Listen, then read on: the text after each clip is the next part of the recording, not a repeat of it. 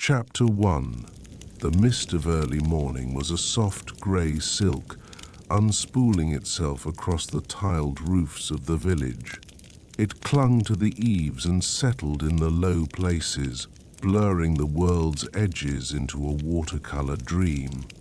Through this quiet vapor, the air carried a scent, faint, green, and uniquely sweet, the living breath of the mulberry groves that ringed their lives like a gentle hand.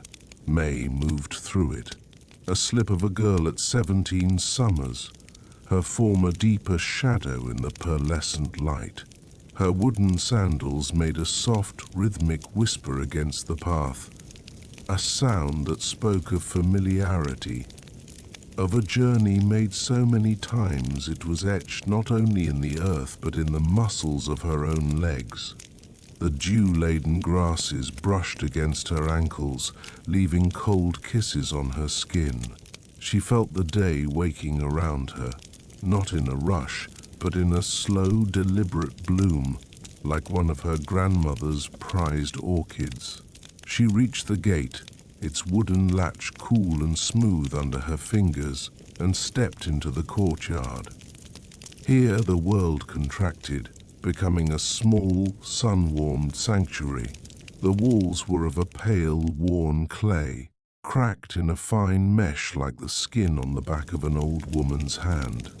They had stood against 100 seasons of wind and rain, and seemed to hold the warmth of 1,000 suns within their earthen heart. Potted orchids, their blossoms a startling slash of purple and white against the dun-colored backdrop, framed the space. In a far corner, shrouded in a thin linen cloth, rested the loom, a skeletal, rickety thing, yet it was the silent, thrumming center of their world. Light, not yet bold enough to be called sunshine, slipped through the delicate lattice-work of the window screens, falling in slanted bars across the swept earth floor. In these shafts of silver, dust motes danced a slow, eternal ballet, each a tiny, glittering world unto itself. The hush was profound, broken only by the distant crow of a rooster, and a sound from within the house, a sound so constant it had become a form of silence itself. It came from a shaded alcove, cool and sequestered from the growing light. There, on wide, flat trays of woven bamboo, was the source of their livelihood, the heart of their labors. Baskets, mounded high with fresh mulberry leaves, sat beside the trays, and nestled amongst the green were the silkworms, thousands of them, pale, plump, segmented bodies, moving with a blind, ceaseless industry. May paused, her breath catching softly in her throat, as it always did. She was watching a miracle of transformation, a slow and patient magic that began with a leaf and ended with a bolt of shimmering light. From the shadows of the inner room, her grandmother emerged. She did not startle May. Her movements were too fluid for that, as if she were a part of the house itself, a figure shaped from the same clay and timber. She was a small woman, wiry and taut as a dried reed, but she possessed a serenity that filled the space around her. Her hands, gnarled and lined by decades of work, of tending worms, of reeling silk, of dyeing cloth in steaming vats, were never truly still, but they moved with a grace that belied their age. It was her eyes, though, that held the true story. They were dark and deep, and when the light caught them just so, they held the soft, milky sheen of old silk, as if she had looked upon its beauty so long that it had become a part of her. "Mei Ling," she murmured, her voice like the rustle of dry leaves. It was not a question, but an acknowledgement, a simple statement of presence. May bowed her head slightly. "Grandmother." Auntie June arrived just then, as she did every morning, a gust of warm wind in their quiet world. She bustled through the gate carrying a large, shallow basket piled high with newly plucked mulberry leaves, their edges still dark with dew. Her laughter, rich and sudden, echoed in the courtyard like a handful of wind chimes tossed into the air. "They were hungry this morning," she announced, setting the basket down. "I could hear them dreaming of my leaves all the way from the grove." She winked at May, a gesture that crinkled the corners of her eyes into fans of good humor. "They are always hungry," Grandmother said, a faint smile touching her lips. "It is their purpose." The ritual began. The comfortable silence of shared work descended, a language more intimate than words. Grandmother's hands, brown and wrinkled, and May's, smooth and nimble, moved in concert. They took up handfuls of the leaves, cool and slick to the touch, their veins a delicate map under the skin, and distributed them over the trays. The faint, earthy fragrance of growing things rose up to meet them, a perfume of life and sustenance. As they worked, the sound grew, a gentle, pervasive, endless munching. Shh! It was the sound of 1,000 tiny mouths performing their single vital task. To May, it was the sound of the world breathing. It was the rhythm of her days, the pulse beneath the floorboards of her life. She found a strange comfort in it, this soft, rustling chorus of creation. Sunlight, stronger now, found its way through a gap in the roof tiles, and a single brilliant stripe lay across May's cheek and the curve of her shoulder. She tilted her head, watching the silkworms. Their pale bodies moved with an unsettling fluidity, a blind and patient hunger. Soon they would begin to spin. They would encase themselves in tombs of their own making, soft, pale promises of the beauty to come. She reached out and touched one of the finished cocoons from a previous batch, kept in a nearby basket. It was lighter than air, yet firm, its texture a fine, tight grain. A soft promise, her grandmother called it. But as she worked, a familiar disquiet settled in her heart. It was a feeling as formless as the morning mist, a sense of being adrift. The world outside their courtyard was vast and ever-moving. She heard the rumble of ox carts on the main road, the calls of traders hawking spices from the west and jade from the mountains. She saw travelers in fine, dyed robes pass by their village, their faces set with purpose, their destinations unknown and exotic. They were threads in a grand, sprawling tapestry. And what was she? A girl who fed worms in the shade, too young to possess the quiet wisdom she saw in her grandmother's eyes, too old for the unthinking certainty of childhood. She felt her life was a small, quiet eddy next to a great flowing river. Did this hushed work, this gentle munching sound, did any of it truly matter? She looked at her own hands, quick-fingered and skilled at the delicate tasks of sorting and reeling. But what good were nimble fingers, she wondered, if her heart was clumsy and uncertain? A shadow fell across the gate. May glanced up to see the neighbor boy, Han, lingering there. He was a year or two older, his shoulders broadening, his gaze more steady than it had been a season ago. He wasn't looking at her, not directly, but at her hands as they moved among the leaves, at the shimmer of the finished cocoons in the basket beside her. His curiosity was a tangible thing, a silent question hanging in the air. For a moment, she saw her work through his eyes, a strange and secret women's business, a mystery of worms and leaves. The thought made her feel both proud and strangely small. He offered a shy, uncertain smile, then moved on, his presence a brief ripple in the calm surface of her morning. The small interruption was enough to loosen the knot of her thoughts. She turned to her grandmother, her voice barely above a whisper. "Grandmother," she began, choosing her words as carefully as she would choose a thread, "do you ever wonder where it all goes?" Her grandmother did not look up from her task. Her hands continued their slow, steady distribution of leaves.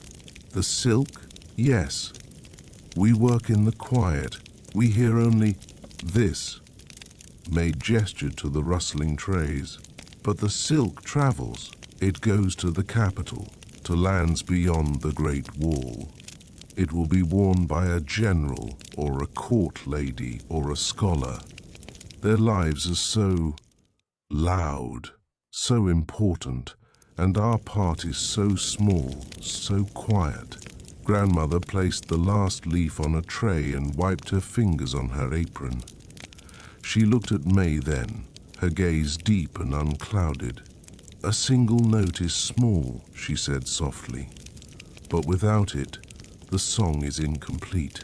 A single brushstroke is nothing, but without it, the painting has no soul."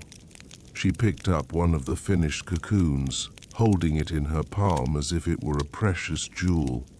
"We are the beginning, Mei Ling, and in every beginning there is a space for a wish." When a woman weaves, she weaves her thoughts into the cloth. When a dyer dips the skeins, she colors them with her mood. And when we reel the thread, we must give it its first breath. "A single thread," she repeated, her voice dropping lower, "holds a wish. One quiet hope for the person whose skin it will one day touch." May stared at the cocoon in her grandmother's hand. A wish. The idea was so simple, yet it felt immense. What wish could she possibly weave into a thread? She, who felt so unsure of her own heart. What hope could she offer to a world that felt so distant and grand? The day wore on, measured not by the sun's arc so much as by the diminishing piles of mulberry leaves. The afternoon heat settled deep into the clay walls, and the air grew thick and still. As dusk began to bleed purple and rose into the sky, the world outside the courtyard quieted once more. The cicadas began their evening thrum, a sound that vibrated in the very bones of the earth. Grandmother lit a single tallow lamp, its flame a soft golden teardrop in the deepening blue shadows. She brought a small basin of warm water and placed it on a low stool between them. Then she took one of the cocoons from the basket. "It is time," she said.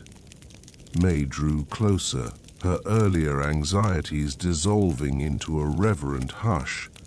This was the most delicate moment of all. Grandmother submerged the cocoon in the warm water, her fingers moving with a surgeon's precision. She found it, after a moment of gentle probing, the single, invisible end. With a small, sharp tug, she loosened the outer floss, and then, holding the cocoon aloft, she began to unwind. A filament emerged from the water, impossibly fine, catching the lamplight with a gleam of soft, liquid gold. It was a thread of pure light, a tangible piece of the moon's shimmer. Grandmother deftly looped it onto a small wooden reel, her hands turning with a slow, hypnotic rhythm.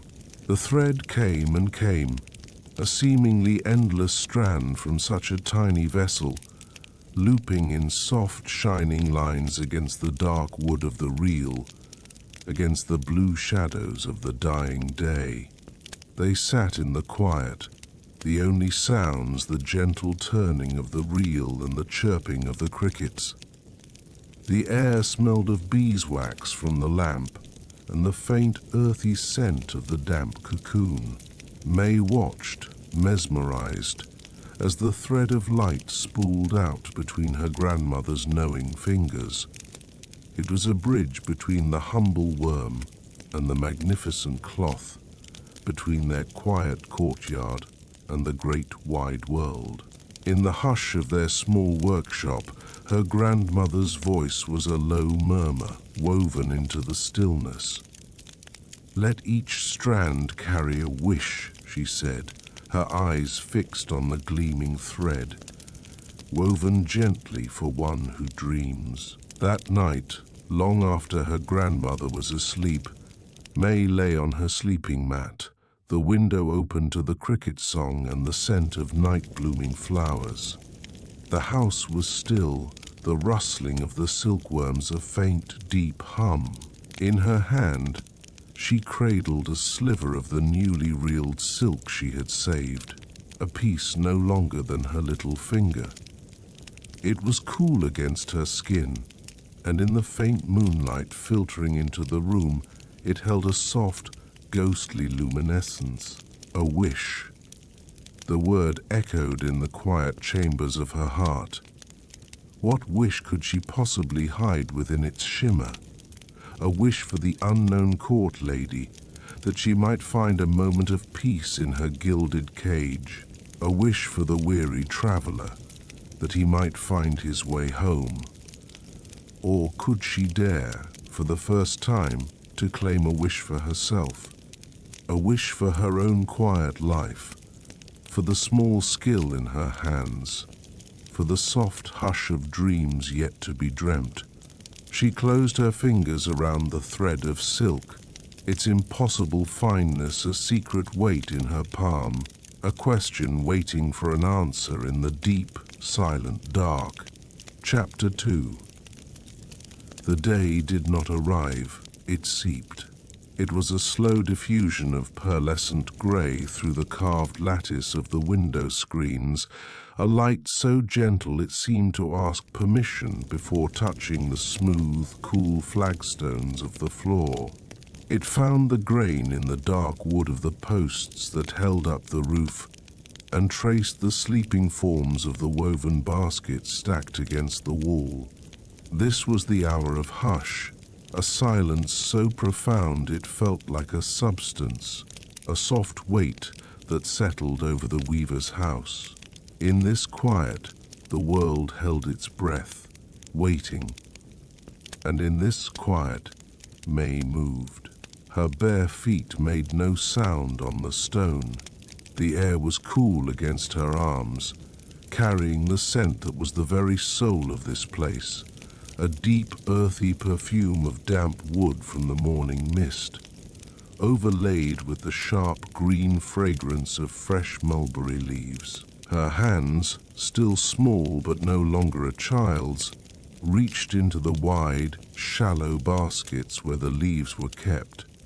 They were dewy from the dawn, each droplet a tiny, captured moon. Her fingertips, sensitive and knowing, collected this dew as she gathered the leaves, a cool benediction before the day's true work began. She carried her offering to the trays lining the walls of the small, dedicated room. Here, life was a constant, soft rustle. May sat on a low stool beside her grandmother, Nai, whose presence was as silent and steady as the ancient stones of the house itself. Together they began to feed the silkworms. There was no sound between them but the whisper of leaf against leaf and the almost imperceptible noise that followed, a sound like the softest rain falling on dry leaves, a collective, tireless chewing that filled the room with a living pulse. It was the house's clock, marking time not in hours and minutes, but in the patient, methodical consumption of green life. The atmosphere was one of meditation. Each silkworm, pale and plump, was a treasure. They were not insects. They were the first promise of art, the sleeping soul of the silk that would one day shimmer in the sun. May's movements were a mirror of her grandmother's, a slow and reverent dance learned over years of watching. She cleaned the trays of yesterday's remnants with a soft brush of feathers, her motions fluid and unhurried. When she had to move a sleepy worm, she did so with the gentlest of nudges, letting it crawl onto the back of her hand. She could feel the delicate tickle of its tiny prolegs, a faint clinging touch that spoke of its fragile strength. Her own skin was smooth, the color of pale jade, whereas Nai-Nai's was a map of rivers and tributaries, her knuckles like worn pebbles in a stream bed. Yet their hands performed the same task with the same grace, a bridge across the years. As they worked, Nai-Nai began to hum. It was an old tune with no words, a melody that seemed to rise and fall like breath, woven from the same air that held the scent of the leaves. It was a sound May had known her entire life, a constant thread in the tapestry of her memory. The tune held no grand emotion, no soaring joy or deep sorrow, but was instead imbued with a profound sense of continuity. It was the sound of her great-grandmother's hands and her great-great-grandmother's before that, all tending to this same quiet miracle. Listening to it, May felt the gentle weight of this tradition. It was not a weight that crushed, but one that anchored her, giving her a place in the long, unbroken line of women who had coaxed beauty from these small, hungry lives. It was a quiet pride, soft and deep, that settled in her chest. As the morning wore on, a new stillness began to fall over the trays. The relentless chewing softened, then ceased altogether. A few of the worms, then a dozen, then 100, began to lift their heads, searching. The moment had come. May watched, her breath held. Each tiny architect, guided by an instinct as old as the mountains, began to cast its first filament, anchoring itself to a twig or the edge of the tray. Then, with a slow, rhythmic swaying of its body, it began to spin. The fine silk, invisible at first, began to catch the light. It was a faint, spectral gleam in the soft gloom of the room, like starlight captured in a web. Nai-Nai placed a gentle hand on May's shoulder, her touch a silent instruction to watch, to be still. "See, Xiao Mei." Her grandmother's voice was a low murmur, the sound of rustling silk itself. The most beautiful things cannot be hurried. They are spun from quietness, from patience. You cannot command the worm to spin, you can only give it the peace it needs to do its work. May looked from the glistening nascent cocoons to her grandmother's face. The light from the window caught the fine web of lines around her eyes, illuminating a deep and settled calm. In that moment, May understood that her grandmother was not just talking about silkworms. She was speaking of life, of art, of the slow, careful weaving of a soul.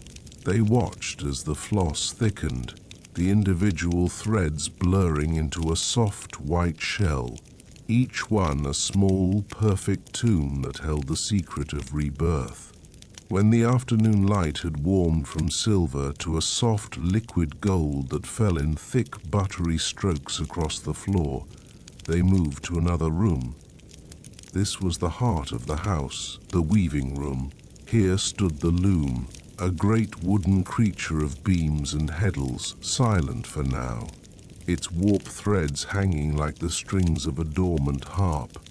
But their work today was smaller, more intimate. Nai-Nai selected a single finished cocoon from a basket. It was perfect, an oval of milky white, light as a bird's egg. She placed it in a bowl of steaming water, the heat rising in a fragrant cloud. The ritual began. With a delicate whisk of bamboo, she stirred the water, her movements hypnotic and precise, searching for the single, elusive end of the filament. May watched, her eyes fixed on her grandmother's fingers as they found the thread. It was a moment of magic. A strand, so fine as to be almost nothing, was lifted from the water. It shimmered, impossibly strong. Nai looped it onto a small wooden spool, and with a gentle, steady turning, the cocoon began to surrender its treasure. It danced and bobbed in the hot water as the single, continuous thread, hundreds of meters long, unspooled. "Here," Nai said, her voice soft. She guided May's hand forward. Touch. May reached out, her finger barely grazing the filament as it traveled from the water to the spool. It was warm from its bath, and it seemed to vibrate with a faint, latent energy. It felt alive, like touching a nerve, a life force drawn out into a single, continuous breath of pearlescent light. She drew her hand back, a sense of awe prickling her skin. This was the essence of so much work, so much patience, so much quiet life. As dusk began to bleed gold and indigo into the sky, they prepared the loom. Nai guided May's hands, showing her how to check the tension of the warp, how to pass the shuttle through the shed, the space between the threads. The wood of the loom was smooth from generations of touch, worn into gentle contours where hands had rested and pushed. The air was thick with the scent of beeswax used to polish the wood and the faint, dry smell of old parchment from the weaving patterns stored in a chest. It was in this fading light, with the room sinking into soft shadow, that Nai shared the deepest secret. "This silk," she said, her hand resting on the tightly strung threads of the warp, "is not just thread, Xiao Mei. It is a vessel. It holds what is in your heart as you weave." Her eyes, dark and luminous in the twilight, met May's. "When you weave for someone, you weave your thoughts into the cloth. If your heart is full of peace, the cloth will bring peace to the one who wears it. If you weave with kindness, it will wrap them in kindness." She paused, her gaze growing distant, as if looking back through a long corridor of years. "And if you have a wish, a deep and quiet wish, you can weave it in, a hope for happiness, a prayer for safety. It becomes part of the shimmer, a secret message only the soul can read."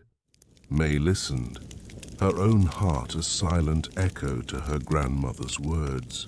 A longing delicate and new stirred within her. She thought of the stories of empresses and scholars who wore silks from their village, and wondered if they ever felt the wishes woven there. She wondered what wishes her grandmother had woven into the fabrics that had built this house, that had fed their family for a lifetime. A profound sense of wonder filled her, so vast it was almost a form of sadness, a beautiful ache for all the hidden hopes the world contained. Nai eventually rose, her joints creaking softly, and left the room to prepare their simple evening meal. May was left alone in the growing dark. The only sounds were the distant, mournful coo of doves settling in the eaves, and the slow, steady beat of her own heart. The loom stood before her, a silent, waiting giant. On a small bench beside it lay a scrap of warp, a practice piece no bigger than her palm, with a tiny wooden shuttle resting beside it. A gentle, irresistible urge rose within her. Glancing toward the door to be sure she was alone, she sat down, her hands moving with a certainty that surprised her, picked up the shuttle. She did not need much light. Her fingers knew the way. She passed the shuttle through the threads, her movements small and careful. She thought of no grand design, no intricate pattern. She simply focused on the feeling inside her, that quiet, unnamed longing, a wish for a quiet heart, a wish for a memory to hold its shape, a wish for... she wasn't even sure what. It was a feeling more than a thought, a delicate, private hope. She wove it into the threads, her small wish, her secret, nestling it into the tiny scrap of fabric. With a final pass of the shuttle, she was done. She touched the little square of weaving. It was imperfect, the tension a little uneven, but it was hers. It held something of her. Night had fully settled now, a deep and velvet dark. The air grew cooler, carrying the scent of wood smoke from a neighbor's hearth. A profound sense of peace washed over May, as gentle and encompassing as the twilight itself. The gentle rhythm of the day, the rustling leaves, the humming melody, the patient spinning, the steady clack of the loom, had settled deep within her bones, a lullaby of work and silence. The day's labors were not a burden to be shed, but a cradle for her spirit. She did not need to be anywhere else. She was home. Chapter 3. The night, thin and blue as watered ink, had not yet given up its hold on the world when May slipped from her sleeping mat. The air carried a cool, damp breath, a promise of the coming day that smelled of wet stone and the deep, green life of the valley. She did not light a lamp, letting her feet find their familiar way across the smooth, cold wood of the floor, past the hulking, silent shape of the loom that waited in the corner like a patient beast. Outside on the stoop, the stone was worn to a soft concavity where generations of her family had sat, and it accepted her now, holding the last remnants of the night's chill. She gathered her knees to her chest, resting her chin upon them, and watched the world awaken in imperceptible shifts.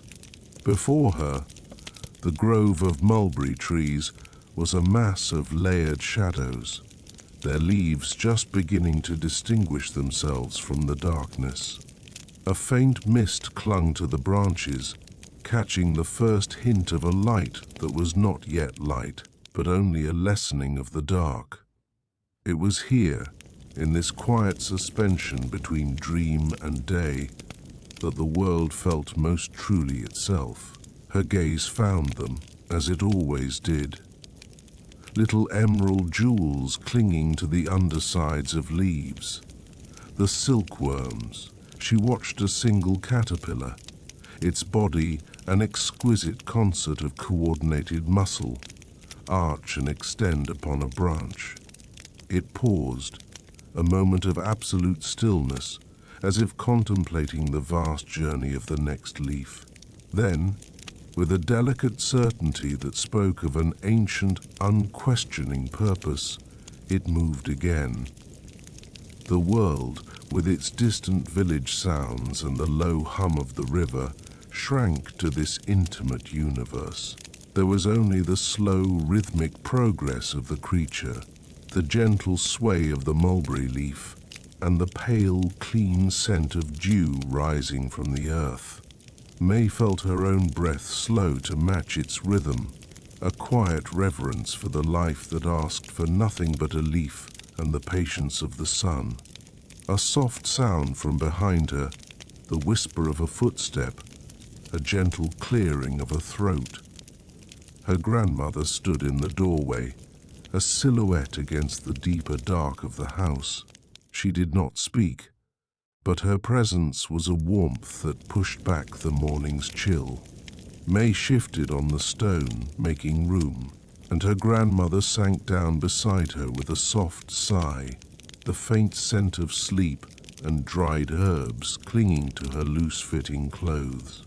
Together, they watched the light seep into the sky, turning the edges of the mountains from charcoal to bruised purple, then to a soft, pearlescent gray. When the light was strong enough to cast long, thin shadows, they rose. Without a word, they moved to the silk house, a long, low building of timber and woven bamboo set apart from the home. The air inside was different, warm, humid, and filled with a strange and vital scent, a mixture of green leaves and the dry, papery smell of the worms themselves.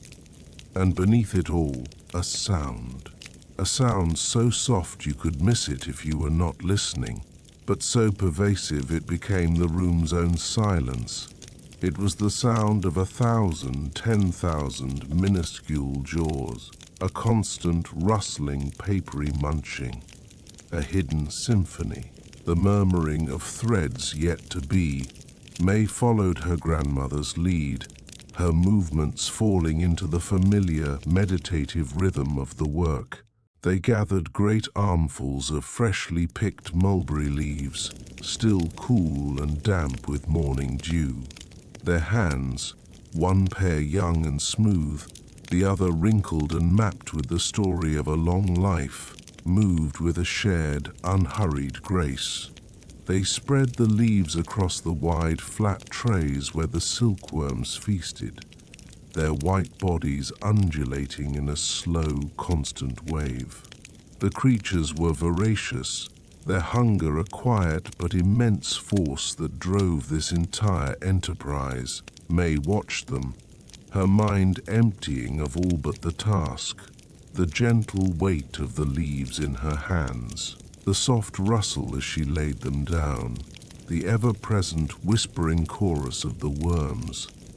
Here, in the dim, warm confines of the silk house, the world outside, with its worries and its endless turning, simply ceased to exist.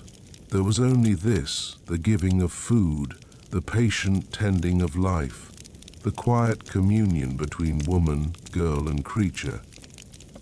It was a ritual as old as the hills, a living prayer spoken not with words, but with gentle, measured hands. Later, when the sun had climbed higher, its light fell in thick, golden shafts through the latticed windows of the main house, printing glowing patterns upon the dark wooden floor. Dust motes, disturbed by their movements, danced in the bright columns like tiny, brilliant stars. Her grandmother had moved on to the next stage of the cycle, and May sat beside her, an apprentice in a silent school. Before them lay trays of finished cocoons. They were beautiful, each one a perfect, luminous oval of spun silk, glowing with an internal light.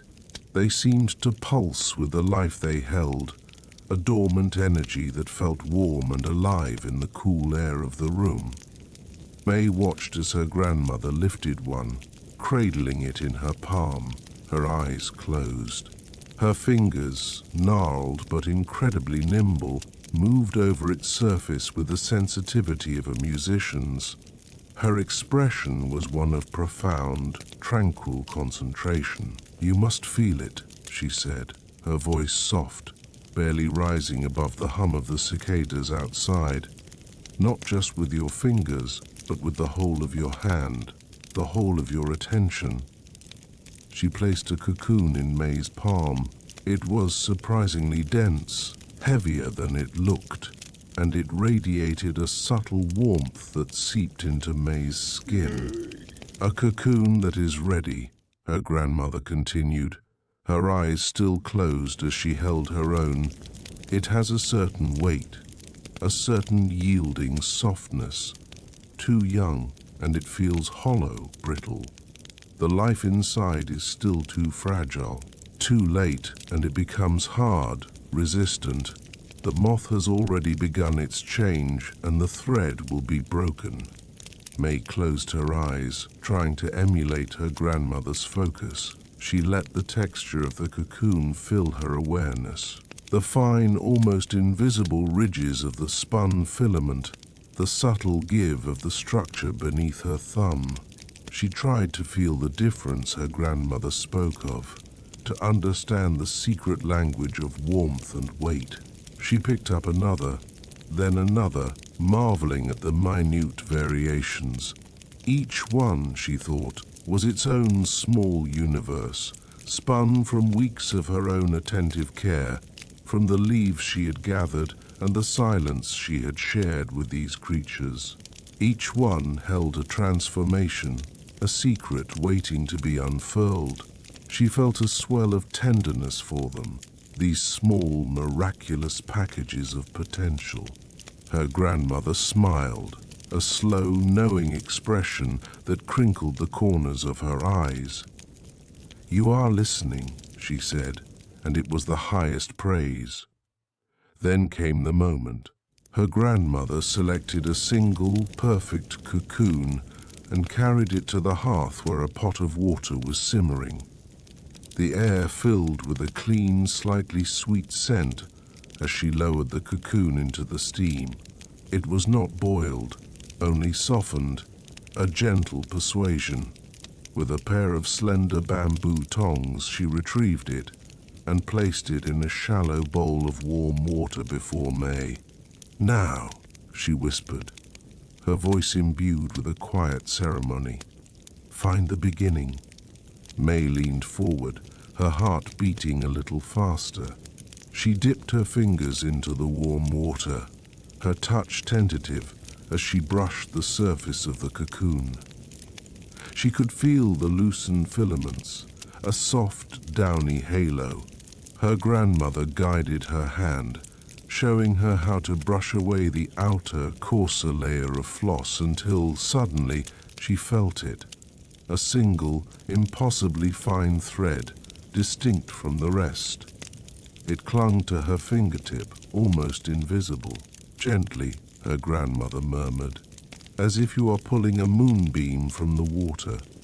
With practiced hands, her grandmother started the thread winding onto a small wooden spindle, turning it with a steady, hypnotic rhythm.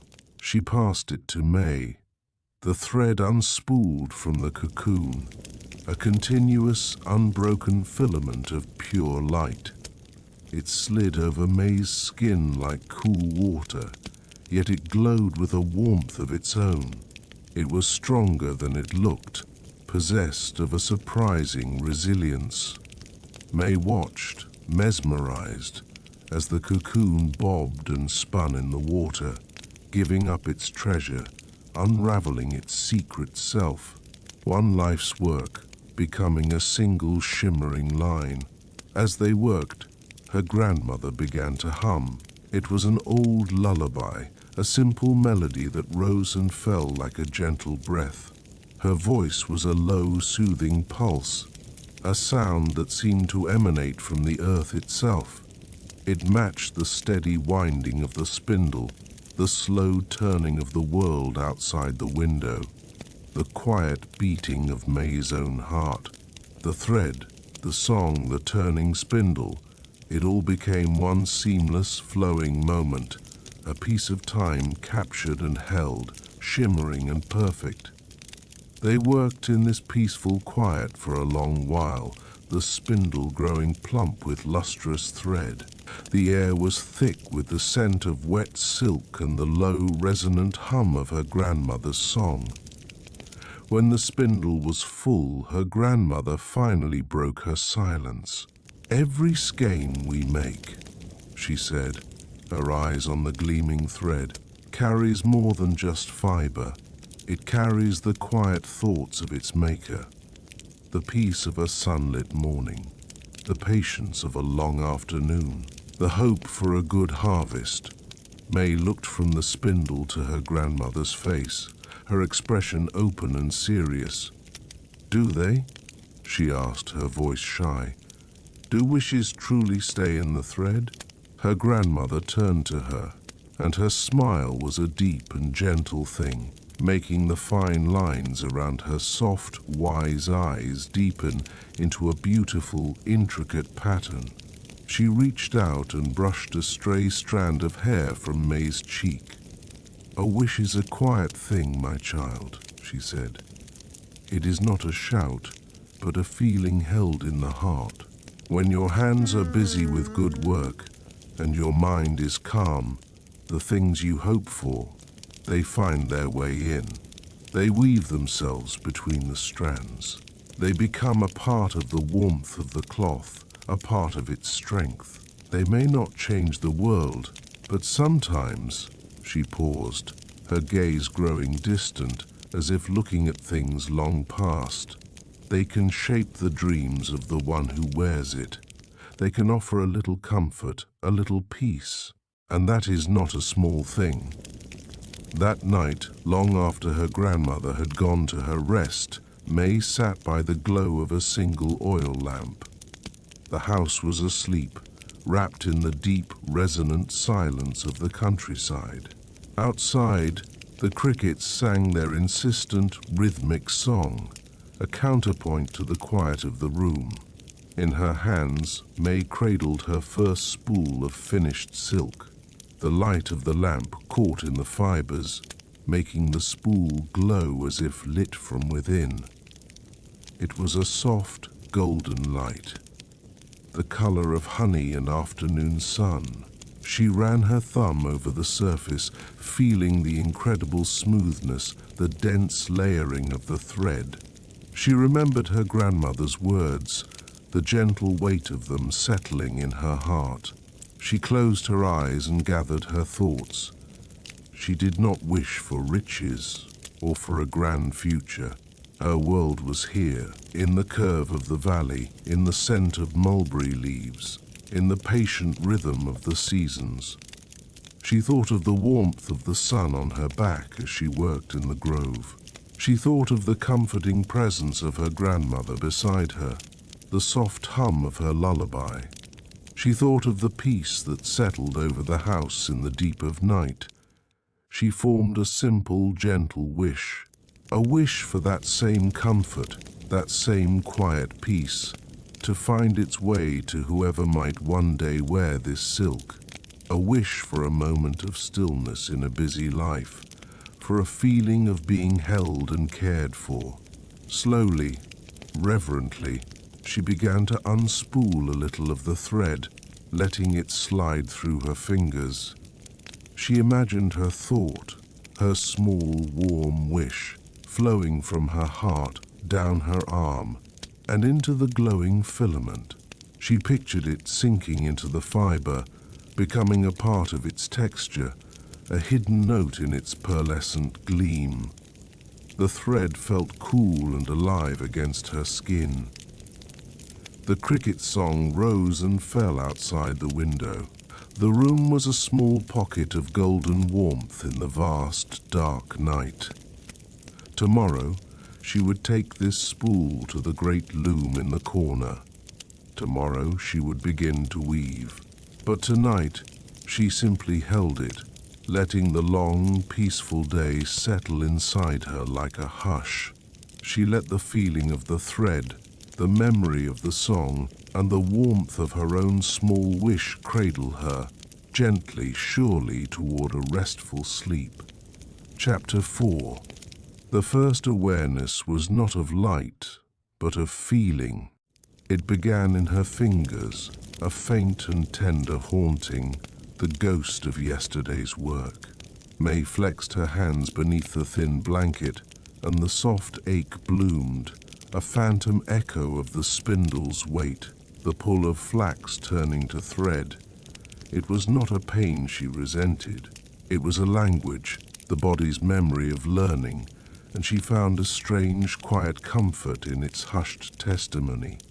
Outside, the world was already stirring in its own gentle way. A muffled, rhythmic clatter, distant, percussive, like the heartbeat of the village, rose from the weaving sheds down the lane. It was a sound so constant it was almost silence. a foundational hum upon which the smaller noises of the morning were embroidered, and beneath it a scent, rich and profound, the perfume of damp earth and crushed clover, a gift from the night's soft rain. The fragrance seeped through the wooden shutters, cool and clean, washing over the warm, sleeping air of the small room. She rose, her movements slow, deliberate, mirroring the unhurried pace of the dawn. The stone floor was cold against the soles of her feet, a stark and pleasant shock that drew her fully into the present moment.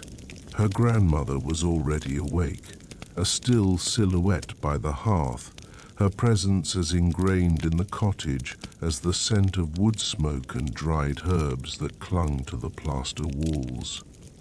No words were exchanged. None were needed. A shared glance, a small inclination of the head, was an entire conversation. Together, they stepped out into the pearlescent grey of the morning. The path to the mulberry grove was a ribbon of dark, wet earth winding through grass heavy with moisture.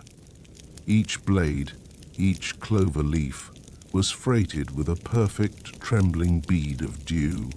The light, slanting from behind a veil of high, thin clouds, was not yet gold but a pale, watery silver, catching the million tiny jewels and setting the meadow softly ablaze. May watched her grandmother's back, the steady, unhurried gait that had walked this path for more seasons than May could imagine.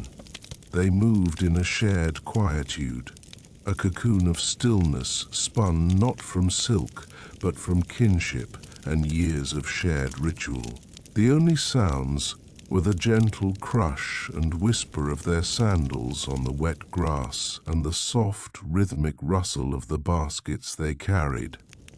In the grove, the air grew cooler, smelling sweetly of green, living things.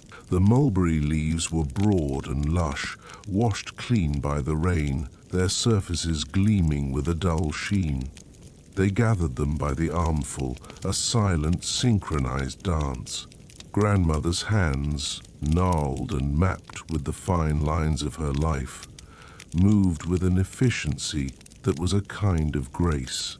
She selected leaves with an instinct May was only just beginning to learn, testing their texture, their vitality, with a brush of her thumb.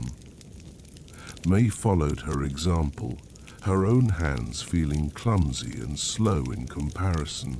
She focused on the sensation, the slight roughness of the leaf's surface, the coolness of the dew that clung to its underside, the clean snap of the stem. Here, under the dappled canopy, words would have felt like an intrusion, a tearing of the delicate fabric of the morning.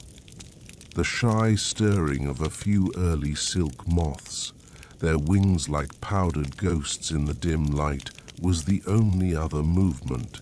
The silence between them was not an absence but a presence, a deep settling thing full of unspoken understanding. They returned as the sun was beginning to burn through the mist, their baskets overflowing with green. The cottage, when they re-entered, felt like another world. The air inside the silkworm room was thick and close, dense with a living warmth that was almost palpable. It was a shadowy space, the light from the single high window filtered and soft, falling in a dusty column that illuminated the churning, silent life within, thousands of them. On wide, flat trays lining the walls, the silkworms feasted.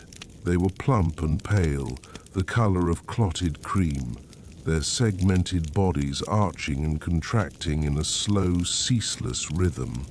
As May and her grandmother laid the fresh, damp leaves upon the trays, a sound began to rise, a sound one felt as much as heard. It was the faintest of acoustics, a collective, microscopic munching, a dry, rhythmic, contented rustle that was the song of transformation. It was the sound of leaf becoming silk. The repetition of the task began its subtle work on May's mind. Each handful of leaves, each gentle spreading, each sweep of her hand to clear away the old, withered remnants. It was a meditation. The unsettled thoughts that had churned within her chest the night before, worries as formless and persistent as mist, began to quiet. Each motion seemed to smooth an internal crease, to settle a particle of dust in the quiet rooms of her spirit. She watched her grandmother's hands, the way they moved without thought, and felt a current of peace flow from the old woman to her. A quiet inheritance passed through the simple act of shared labor. When the last leaf was laid, they sat on low stools, the work of their hands done for a time. Now, another kind of work began. As the worms continued their patient alchemy, grandmother began to speak. Her voice, when it came, did not break the quiet so much as deepen it. It was low and soft, threaded with the texture of memory itself, a sound like old, soft silk being unfurled in a still room. "They remember," she murmured, her gaze distant, fixed on the slow, crawling tide of white. Every thread.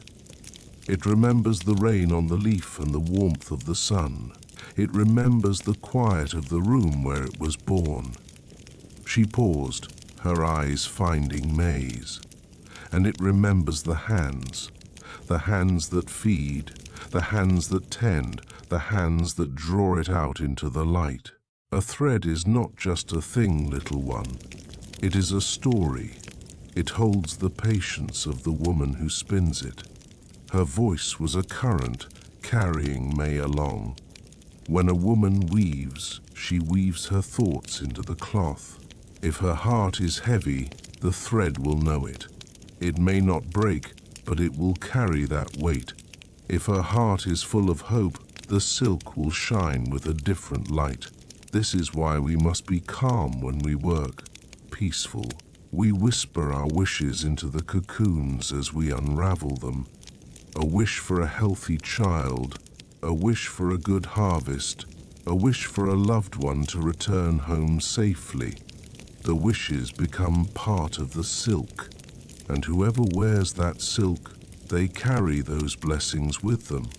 They are wrapped in the hopes of a stranger's heart. Grandmother's words settled over May, not as a fable, but as a profound truth. She looked at the racks of feasting worms, at the simple rustic room, and saw it all differently now. This was not just a craft for survival. It was a sacred trust, a way of weaving goodness into the very fabric of the world. Later, as twilight bled violet and indigo into the sky, the lanterns were lit. Their glow was a pool of warm, trembling gold in the center of the room, pushing the shadows back into flickering, dancing shapes against the old wood.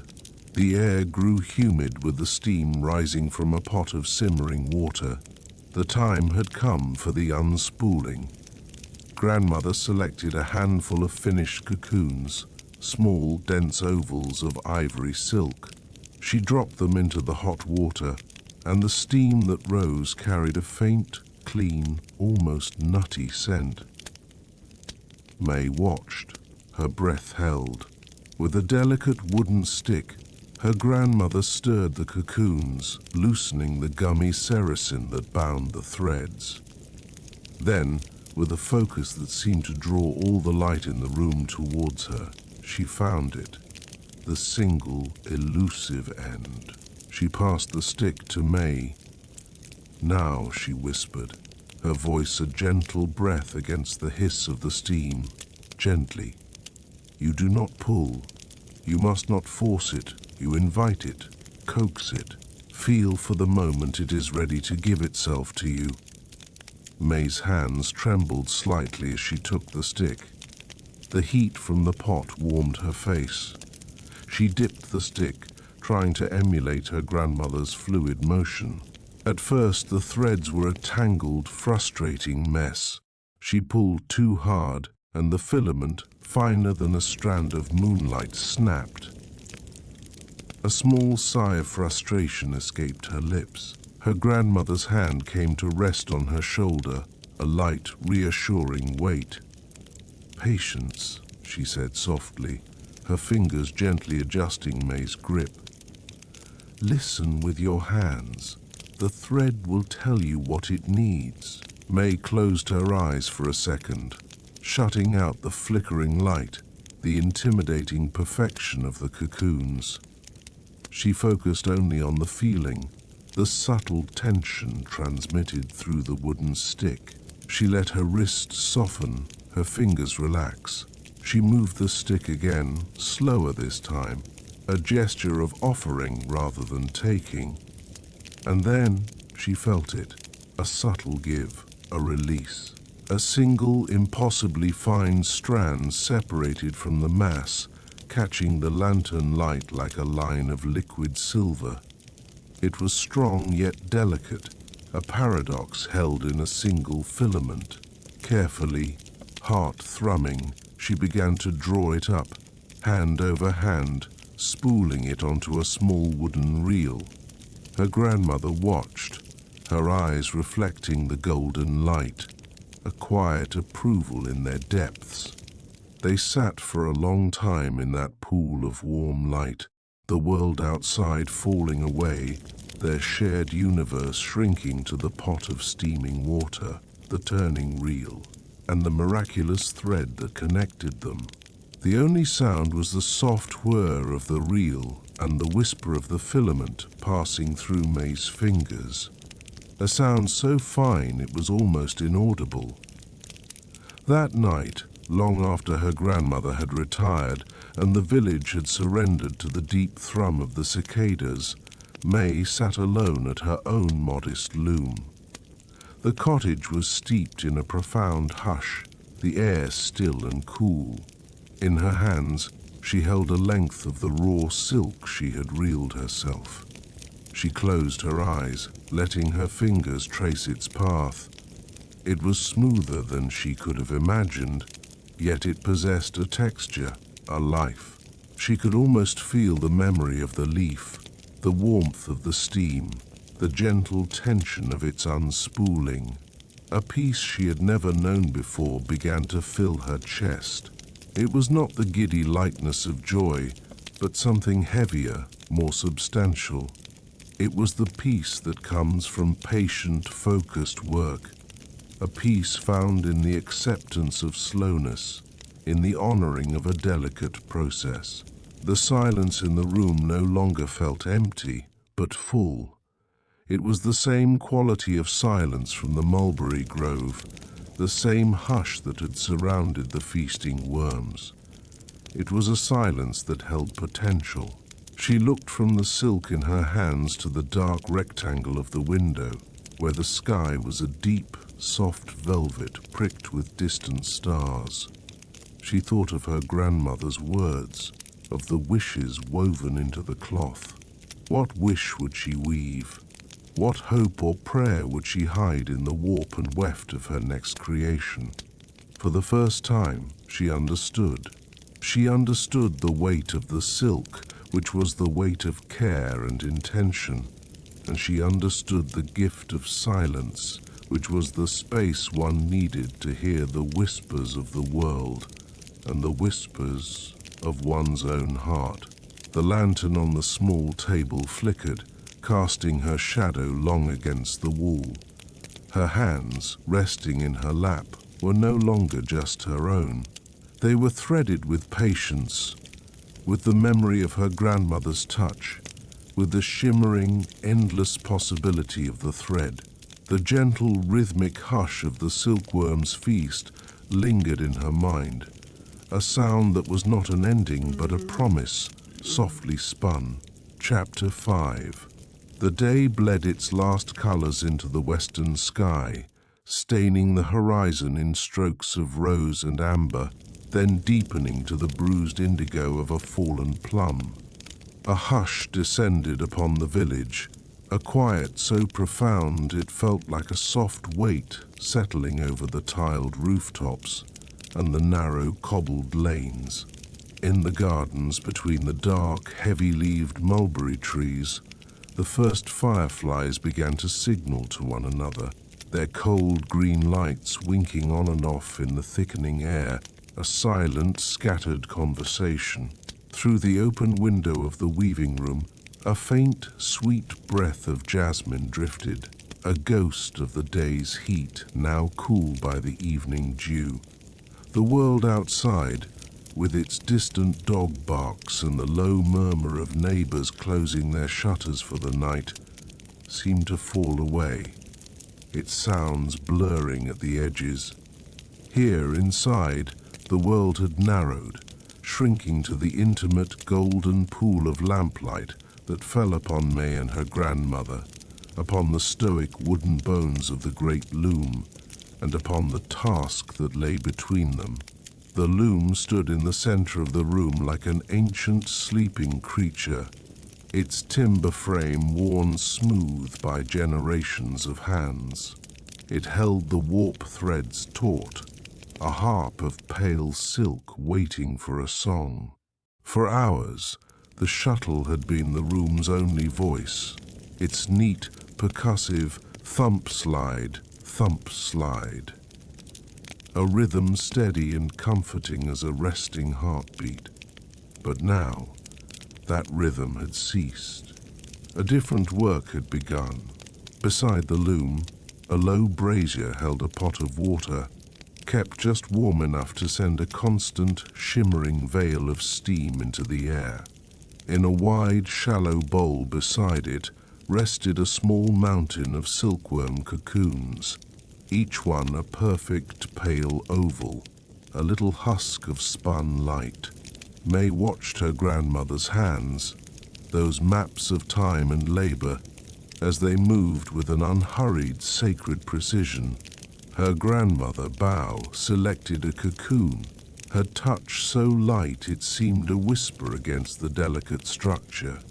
She submerged it in the warm water, her fingers patient, waiting for the gum that bound the threads to soften and release.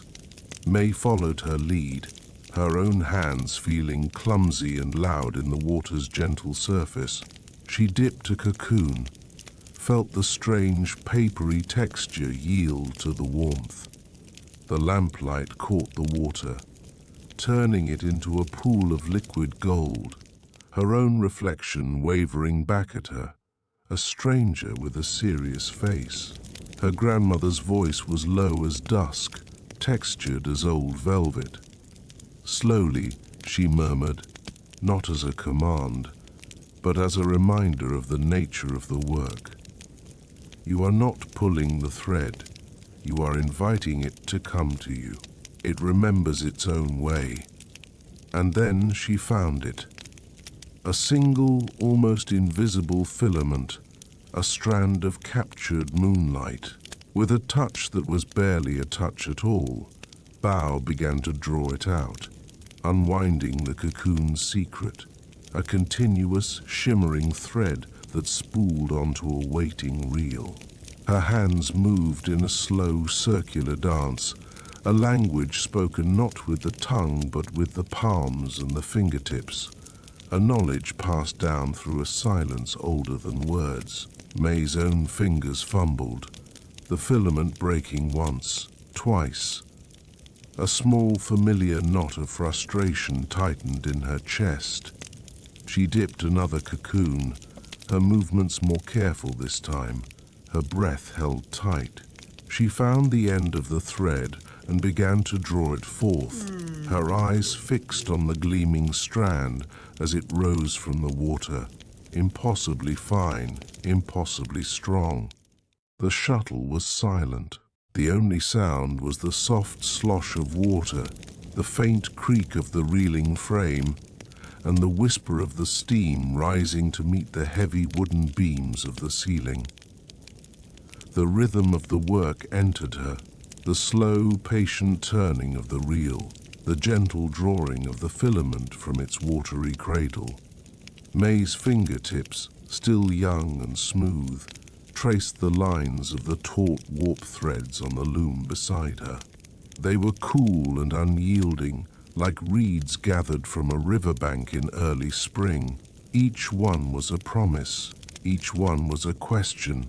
As the thread unwound, a slow and steady miracle, May felt herself unwind with it. The quiet repetition of the task became a meditation. The pool of lamplight held her, kept her safe. For a moment, the small, sharp stone of her fear, the constant gnawing worry that her hands would never learn the mastery that lived in her grandmother's, that the silk she wove would always be a pale imitation, began to soften.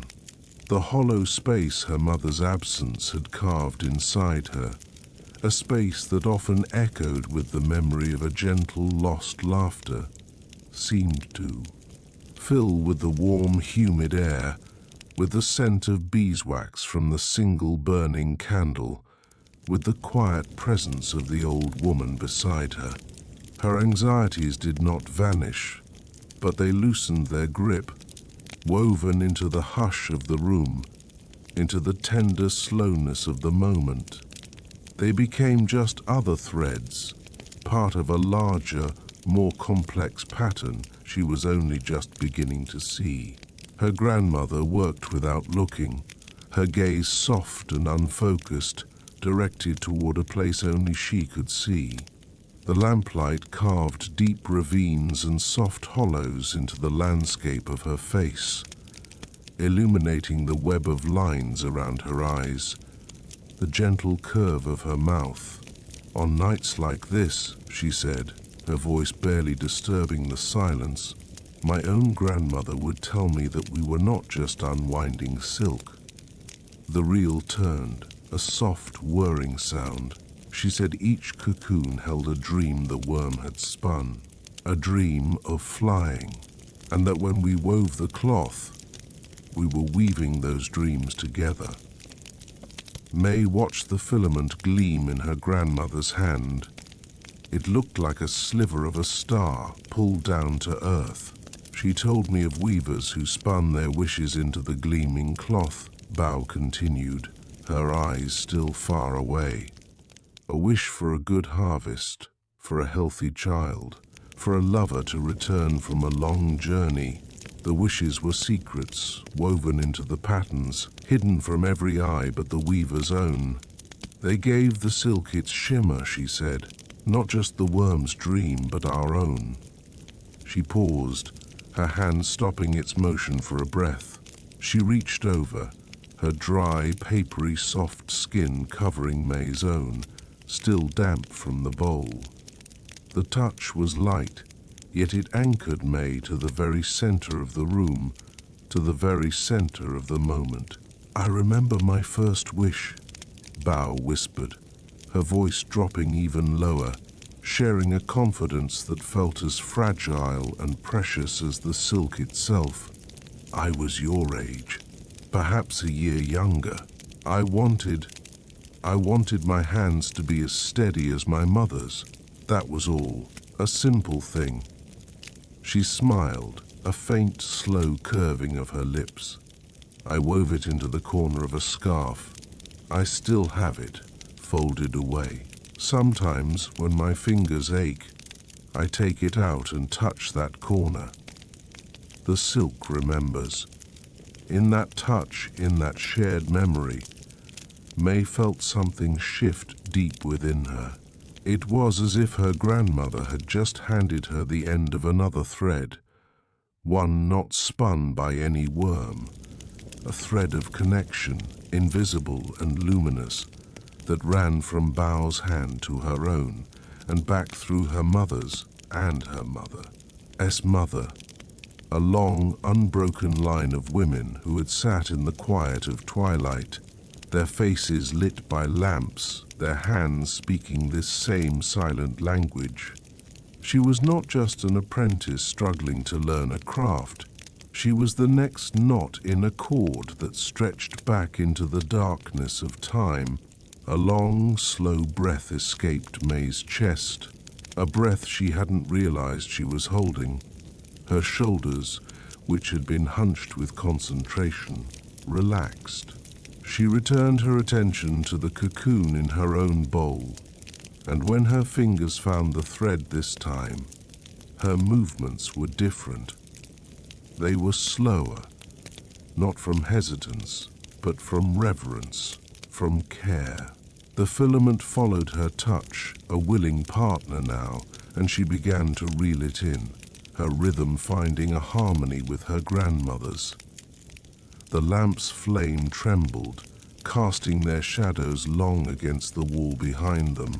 The shadows danced as they moved, two dark figures leaning into their work, merging and separating, weaving and unweaving. May glanced at the cloth she had been working on earlier, still stretched taut on the loom. She could see the imperfections clearly in the angled light, a place where the tension was uneven, a thread that was slightly too thick. Before, they had seemed like failures, loud declarations of her inadequacy. But now, they looked different. They looked like her own handwriting. They were not perfect, but they were uniquely hers. Every line and shimmer, every small mistake, was a part of her own unspoken story, her own quiet hope. Outside, the last blush of pink had faded from the sky, leaving a deep velvet canvas pricked with the first stars. They trembled above the rooftops, distant and serene, their light taking an eternity to reach the small, quiet room where two women worked side by side. Lamplight and shadow wove across their faces, their bent heads, their moving hands. They were shrouded in the deep, abiding peace that comes only from practiced motion, from a task so familiar it lives in the muscles and the bones. Quietly, so her grandmother would not see, May took the finished thread she had just spooled, gleaming even and whole, and broke off a small length. She set it aside on the edge of the loom, a single shining strand in the darkness, for her own wish. She did not know yet what it would be, only that it would be hers alone. And as she turned back to the water, to the next small vessel of dreams, she felt it, not as a grand revelation, but as a gentle, warming presence in her chest, the quiet, certain beginning of belonging, spun softly, tenderly, into the twilight. Chapter 6. The day, a vessel once full to the brim with noise and light, was emptying itself into the deep, quiet bowl of evening. Across the village, the last oblique bars of honeyed light withdrew from the cobbled paths and the whitewashed walls, pulling back like a slow, golden tide. In the weaving room, this retreat was a tangible presence, a sigh of color shifting from amber to a profound and gentle indigo. The air, which hours before had hummed with the industrious clatter of looms and the bright chatter of voices, now held a deepening hush, a silence so complete you could almost feel its weight, like a blanket woven of shadow and dust motes. Here, in the heart of this quiet, May and her grandmother worked side by side. The world had shrunk to the circumference of a single lantern's glow.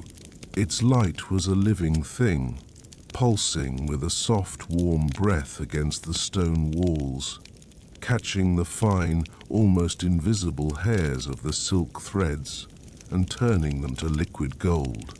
The rest of the room fell away into a soft-edged darkness, a sanctuary of suggestion where the hulking, silent shapes of other looms stood like sleeping beasts, their day's work done. May's fingers, small and nimble but traced with the fine red lines of fatigue, moved with a reverence born of long hours.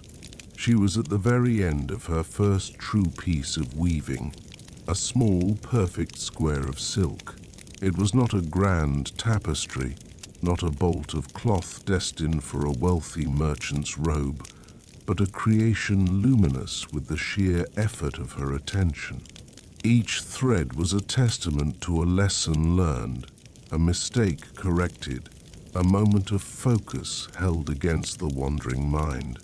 Her shoulders ached with a dull, persistent thrum, a memory of the tension held in her body as she leaned over the frame. Her world narrowed to the cross and fall of warp and weft. Now, as she guided the shuttle through its final whispering passage, her fingers trembled. It was not just weariness, but something else, a fragile and unfamiliar pride taking root in her chest. Beside her, her grandmother and Lai sat as still as a statue carved from twilight.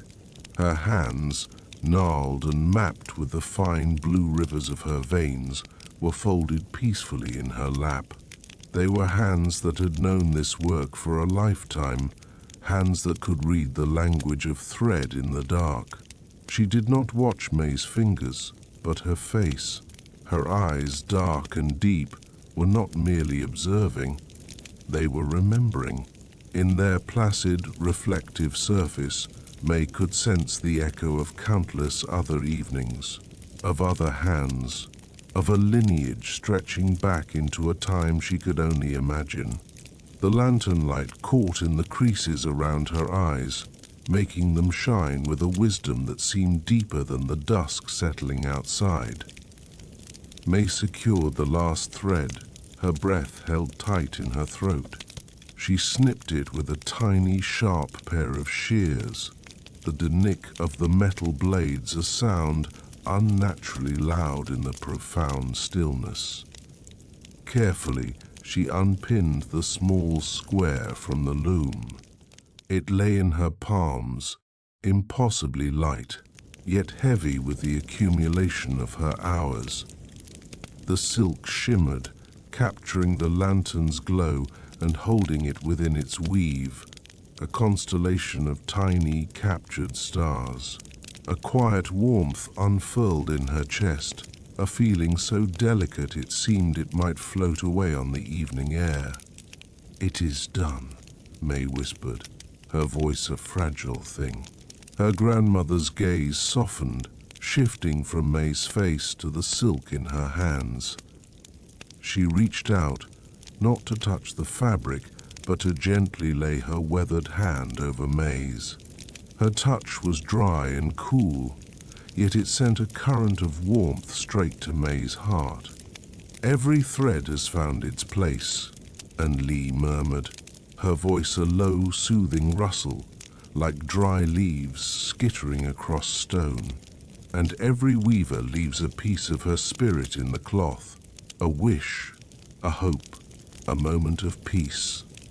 They sat in the shared pool of light, the silence returning, now comfortable and companionable. May looked at the intricate pattern she had made, the way the threads swelled and tightened, creating subtle shifts in texture and sheen. It was more than just a pattern now, it felt like a secret language. "What wishes did you weave, Nai?" May asked, her voice barely disturbing the air. A slow smile touched Lee's lips. She looked past May, toward the deep shadows where the larger spools of silk stood like sentinels. "So many," she said, her voice drifting, as if pulled from a great distance. "When I was your age, I wove wishes for rain in a dry season, for my mother's cough to soften, small hopes for the world I could see from my window." She paused, her thumb stroking the back of May's hand. Later, the wishes grew. They traveled. May listened, rapt. The scent of the lantern's oil, of clean wood smoke from a neighbor's hearth, and the faint, sweet, grassy smell of the raw silk seemed to deepen around them, drawing them further into this intimate space. Our Silk and Lee continued, her eyes distant, journeys farther than we ever will. I would sit here, just as we are now, and I would imagine a thread from my own loom carried on the back of a camel. I would see it crossing deserts of sand so pale they looked like powdered bone under the moon. I would feel the cold as it was guided through mountain passes where the wind sings a lonely, ancient song. I would imagine it arriving in a crowded city, a place of strange music and unknown spices, and being sold by a merchant whose face I would never see. May's own imagination caught fire. She saw it all.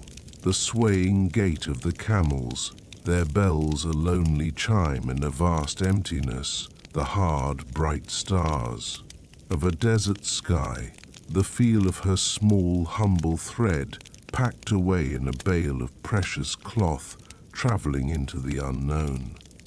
It was a dizzying thought that a piece of her, a piece of this quiet room, could be carried so far away. And my wish, and Lee said, her voice pulling May back from the vision, was that the silk would find hands that needed its softness, that it would become a sleeve to brush away a tear or a blanket to cover a sleeping child. I wove wishes for kindness, sending them out into a world I knew could be hard. Each knot a prayer, each pass of the shuttle a whisper of hope sent out into the vastness. May looked down at her own small square. It seemed so insignificant, so modest, and yet, now it felt connected to something immense, a single drop of water feeling the pull of a great distant ocean. Her own small hopes were there, woven in without her even knowing it, the hope for her grandmother's health, for a good harvest of mulberries for the silkworms, for the simple peace of a day's work well done. They were all there, held fast in the shimmering grid. With a newfound sense of purpose, May took up her needle again. There was one final thread to be woven in to secure the edge and make the piece whole. It was a deep indigo, the color of the sky just before the stars appear. As she threaded the needle, she closed her eyes. She thought not of deserts or faraway cities, but of something closer, more intimate. She pictured a stranger, someone she would never meet, lying down to rest after a long and weary day. She pictured this small square of silk laid upon their pillow, or perhaps folded on a bedside table. And into this final closing stitch, she poured a single silent wish. May your dreams be sweet. May your rest be deep. May you find a moment of comfort in the dark. She pushed the needle through the cloth, a quiet gesture, a breath held and released. She knotted the thread, trimmed it, and the square was truly complete. It was a secret shimmer, a final, loving touch. She set it down beside her grandmother's hand. The loom now stood silent, its purpose fulfilled for the day. The spool it held was empty, its last offering given.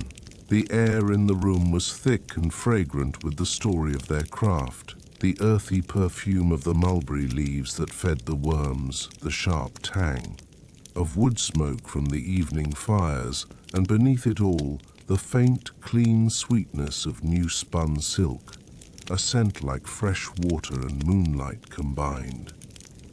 A profound sense of completion settled over May. The ache in her shoulders had not vanished, but it no longer felt like a burden. It was the satisfying weight of effort, the physical signature of creation. The vague inward longing that so often fluttered within her, a yearning for something she could not name, was soothed, quieted. It felt as if that restless energy had been channeled out of her, through her fingers and pulled into the fabric of her craft, where it now rested, peaceful and beautiful. With a soft sigh, and Lee reached for the lantern. She turned the small key, and the flame shrank, sputtered for a moment, and then vanished, plunging the room into a deep, velvety darkness. But it was not a total blackness. As their eyes adjusted, the high window of the weaving room began to gather the faint, silvery light of the rising moon. The world outside was painted in shades of blue and charcoal. The silent looms became monolithic shapes, their hard edges softened in the gloom. For a long moment, the two of them stood there, side by side in the blue embrace of the night. They did not speak. There was nothing left to say. The village outside was hushed. The silkworms were sleeping in their trays, and the wishes of two generations, one vast and far-reaching, the other small and intimate, rested together on the workbench, shimmering faintly in the moonlight. And so, under the quiet and indifferent gaze of the stars, May found her peace, a tranquility as soft and as strong as the silk she had woven, her hopes tucked safely in its threads. May you find such gentleness in your own quiet moments of making, dear listener. What small wish or craft brings you comfort at day's end? Share your thoughts, and let your own whisper of hope drift out into the night. Good night.